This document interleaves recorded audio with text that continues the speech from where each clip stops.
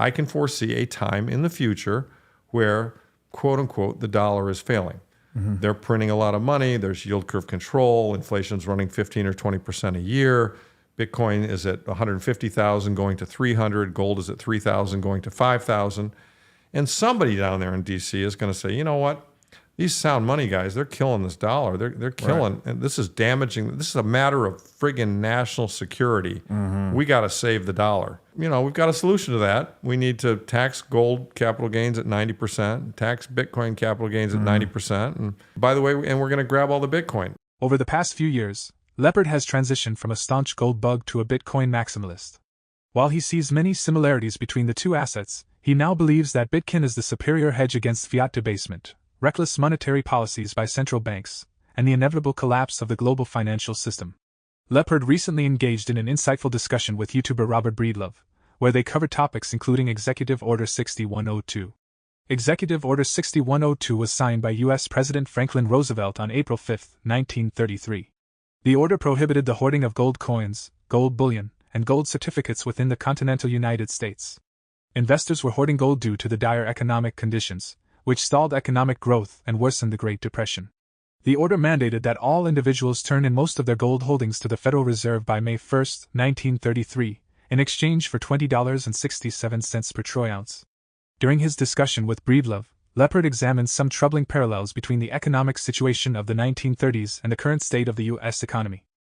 He cautioned that the U.S. government might soon be motivated to issue a similar order, this time targeting Bitcoin. Stop. You don't have time. Don't miss out this 2025 bull run. Educate yourself first ahead of the crowd. We have created the ultimate step-by-step crypto cheat guide that will guide you this bull run. Unlock the secrets of crypto and make smarter investments today. Now by clicking on the link below to get your exclusive copy just under $10. So let's go back to why Roosevelt did what he did, okay? We were in the Depression. It was 1933. A bunch of banks had just failed. We'd had enormous deflation. I mean enormous, like there's never been an event like it. Housing prices had collapsed 80%, 90%. All these banks, there was just not enough money in the system, even though they were trying to print money and push it out. Unemployment was 30%. And they knew that, you know, and by the way, they were on the gold standard. You know, a dollar could be exchanged for a $20 gold coin. You could go into a bank and back and forth.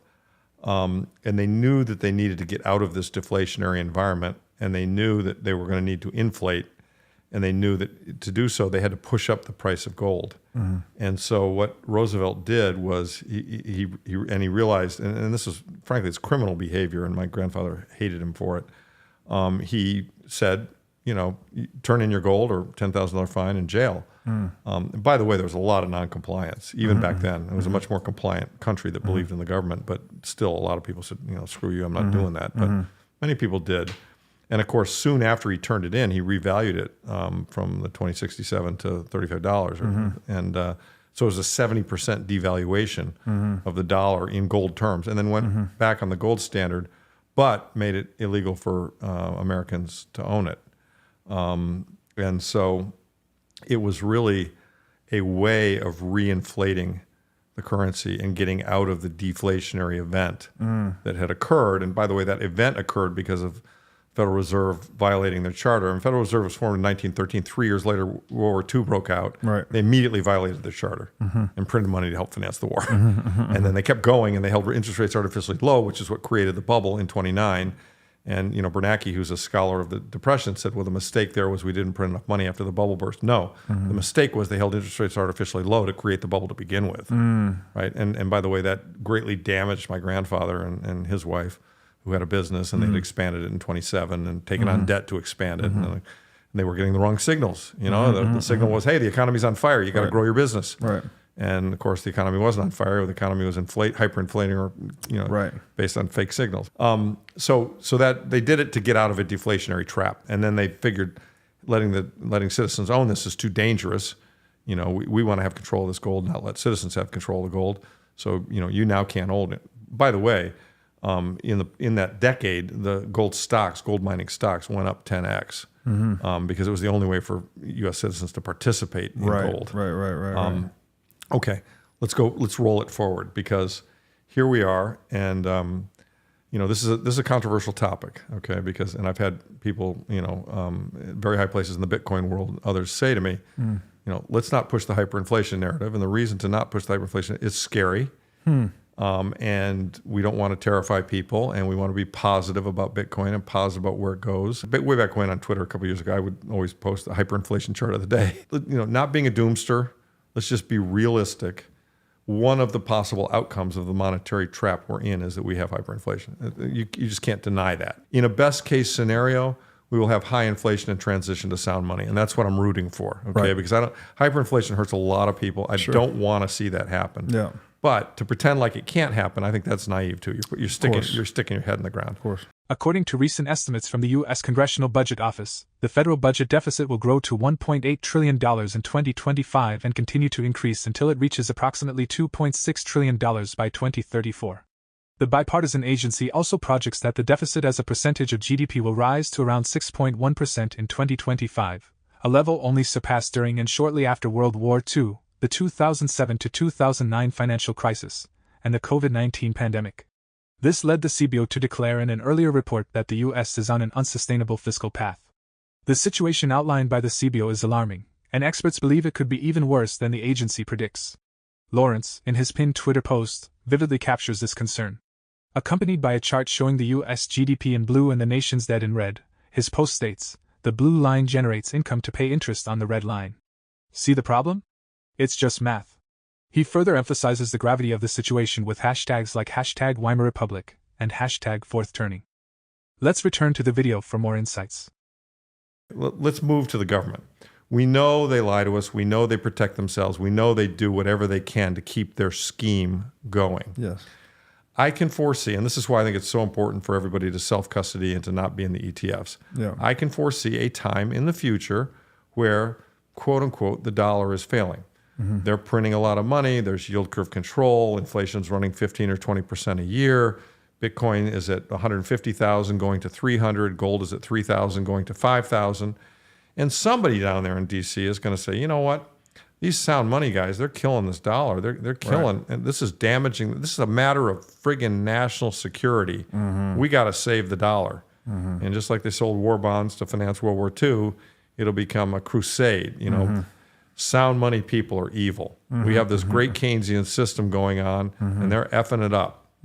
So, we've got a solution to that. We need to tax gold capital gains at 90%, tax Bitcoin capital gains at 90%, and maybe make them turn in the gold. Of course, no one owns gold anymore. So, and it would be, all the armed people that are buying at Costco, they're not turning in the gold. I can assure you of that. It's over their dead body. But and they might say, by the way, and we're going to grab all the Bitcoin. And there's some who think, very conspiratorially, it's possible that they let these ETFs go through with the idea that we would much rather have this in a system that we can control and call in than have everybody be a hodler with their own self-custody solution. Right.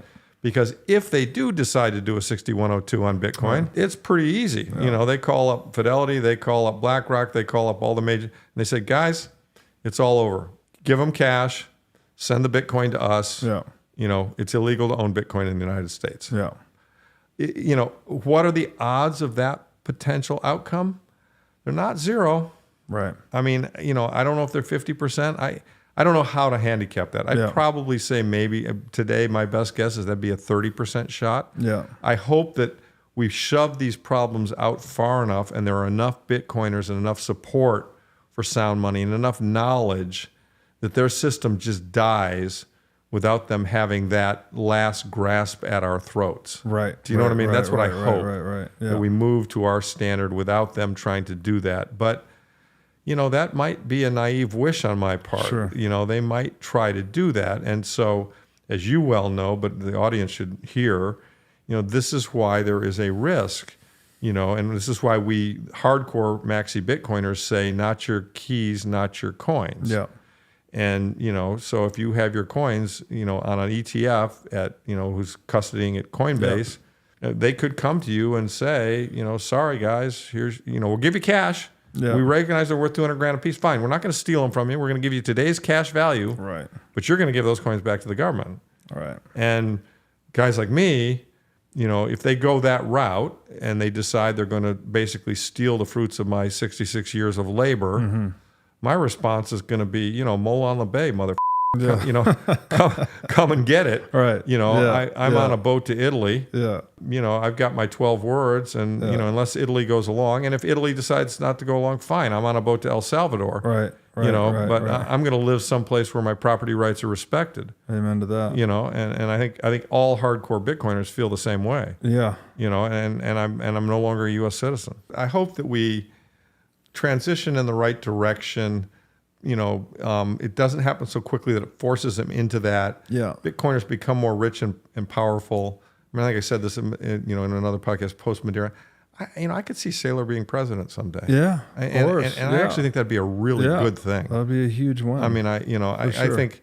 I mean, I would trust any Bitcoiner in high office over the people we have there today. Yes. Anyone. It doesn't matter. Even the guys I don't like. In other news, veteran trader Peter Brandt believes that the U.S. Securities and Exchange Commission and other regulatory agencies are preparing to launch another round of aggressive actions against the cryptocurrency industry.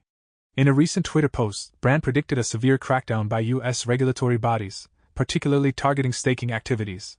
His post reads, "If the crypto community is upset over the SEC's treatment of XRP, Ethereum, and other securities, wait until the OCC, SEC, and Treasury launch a full assault on staking. It's going to be a bloodbath." In a follow-up tweet, Brandt asserted that staking is flat-out illegal, and the impending crackdown would be devastating. Shark Tank star Mark Cuban has also expressed concerns about the SEC and Chairman Gary Gensler's actions against the cryptocurrency industry. According to Cuban, Gensler's aggressive stance could alienate cryptocurrency investors and harm President Joe Biden's re-election prospects. Cuban's post reads, "If Joe Biden loses, there is a good chance you can thank Gary Gensler, and the SEC crypto is a mainstay with younger and independent voters." Gensler hasn't protected a single investor against fraud. All he's done is make it nearly impossible for legitimate crypto companies to operate, killing countless businesses and ruining many entrepreneurs. Cuban also warned Congress that crypto voters will be vocal in the upcoming election and suggested that legislation specific to the crypto industry should be passed, assigning regulatory responsibilities to the CFTC. What are your thoughts on Lepard's interview and Brandt and Cuban's tweets discussing the inappropriate and uninformed outlook on cryptocurrencies and digital assets by U.S. regulators and some politicians? Please share your comments and observations below. For more Daily Dose Crypto news, check out these 2 awesome videos on your screen. Click now and we will see you on the next video.